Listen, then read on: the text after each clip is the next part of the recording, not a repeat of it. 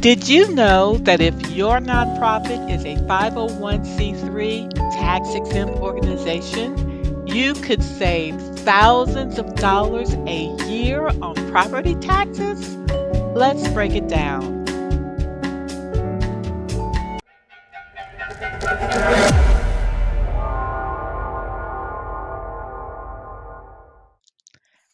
Hi, everyone. Welcome back to my YouTube channel. Your story is your mission.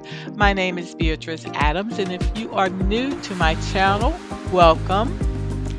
In many states and municipalities being your local government, nonprofits with 501c3 status are completely exempt from property taxes. For organizations that own large properties like offices, community centers, or event spaces, this can mean massive savings.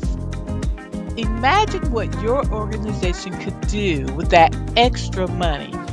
Instead of paying taxes, those funds could go directly towards your mission, like expanding your programs, hiring staff, or helping more people in need, even paying yourself a salary. And it's not just large nonprofits that benefit. Even smaller organizations with a modest office space can see significant financial relief through this tax exemption. It can be a game changer, especially if it owns that modest office space or building. So that's why achieving 501c3 tax exempt status is so important.